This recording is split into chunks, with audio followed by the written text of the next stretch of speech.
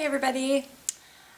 So today I'm going to talk about how we can use our reactions to circumstances as a way to work through our old patterns or to recognize when we're still holding on to certain things. And obviously I'm going to use a personal experience where when we're trying to work through something and we receive from somebody else what we feel is resistance, or we kind of butt heads with somebody else's energy, and what it does is it invokes a reaction within us. And what I'm working with always is the 5 Sutras of the Aquarian Age. So recognize that the other is you.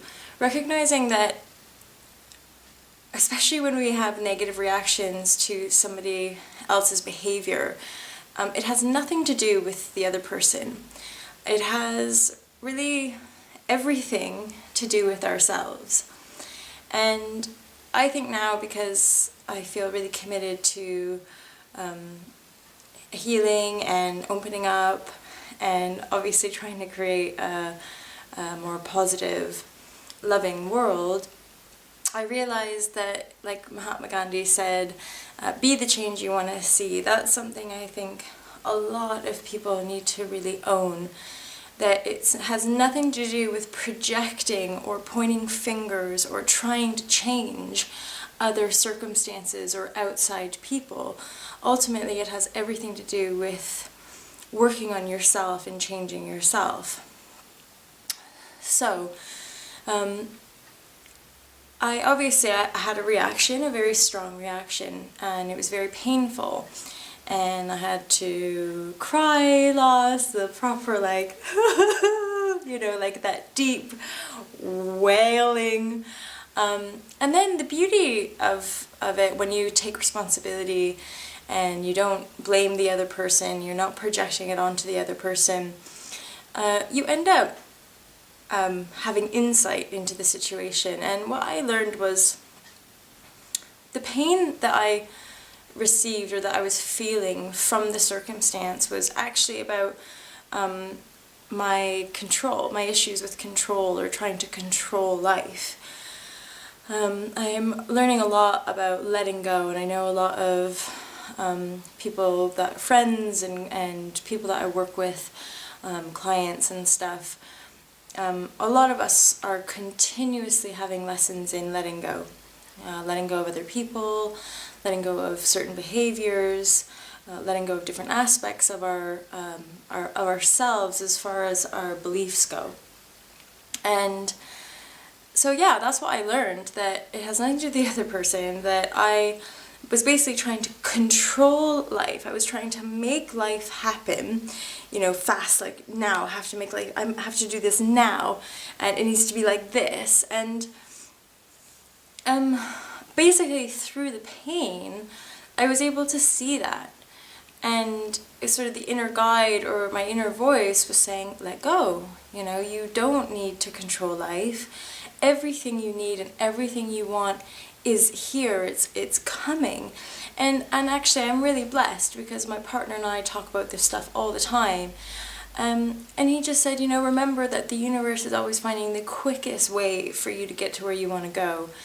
And I sort of had to analyze the situation and realize that there was a part of that situation that I had to let go of and I couldn't be involved in. And the reason I was wanting to do it, upon reflection, I realized was a very ego-driven, be seen, be heard, pay me attention, trying to fix things. And I just thought, no, everything really is divine. Everything is perfect just as it is. And if I'm still having powerful reactions like that, it means I'm still holding limiting beliefs. I'm still trying to control life, and I don't want to. What I'm working with now is life is easy. I'm enough. Nothing in me wants to jump through hoops and try and fit into somebody else's norm, or, you know, be what society thinks I'm meant to be. I just want to be who I am. And if that means just being peaceful and living, you know, quietly, then that is perfectly fine. And the reason I share this, again, is just for the same reason I thought I wanted to do that, but it's just to express. I do a lot of Zen tarot cards, and they're Osho cards, and I do believe that as spiritual beings or as physical beings, a lot of our own evolution comes from our ability to be creative and express ourselves.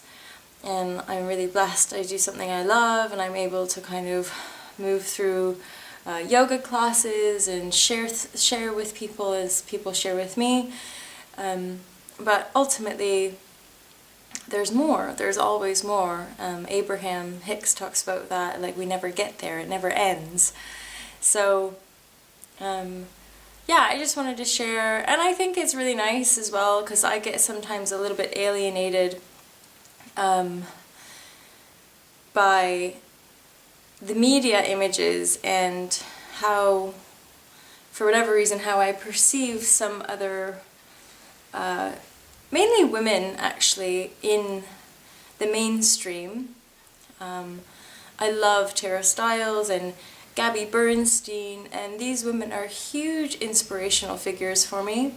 But I do sometimes get a little bit disillusioned because it's like life is always super happy and joyful and sunshiny and all that kind of stuff. Not so much with Gabby, but some of the yoginis that I follow on Instagram or stuff like that, I just think, oh my god, like how do they do it? How do they constantly post on Instagram and Facebook, and they must just be so busy, and obviously they're in their zen and they super enjoy it.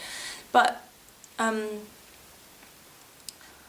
yeah, it's just, for me, being honest and being able to express that the interesting stuff for me is actually working through the crap, working through the pain.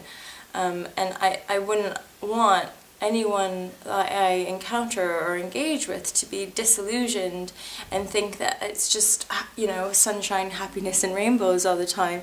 Even though I think deep within us, at our core essential nature, it's pure love, it's pure divine love, and that's all there is. And even the most atrocious, horrific acts of life, actually, beyond the physical kind of form that we perceive, there is there's love coming from that. There's something to learn. That's all. Like we're so limited in these physical bodies, and I think the more we can express as humanity, the more we can allow that kind of inner guide to push us forward, the more we evolve. And the beauty is that pain does that. And what's nice when you're practicing detachment and non-projection or taking responsibility is that it goes a lot quicker. You know, I feel the pain, it's a bit intense, and then eventually there's this, you know, like recognition, like, okay, what do I need to learn from this situation? How can I move through? Where am I meant to go from here? And the answers come, and you feel the forgiveness. You feel that you've let the other person go. You see the other person in love, and actually you learn something pretty profound and amazing about yourself that is only gonna enhance your journey and make your movement into the future that little bit more light and free and why do we shade the weakness in our heart and hold it deep inside?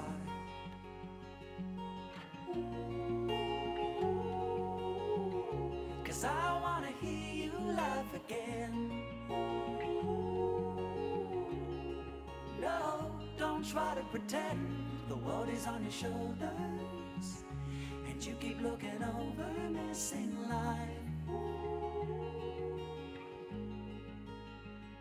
It's just a ride.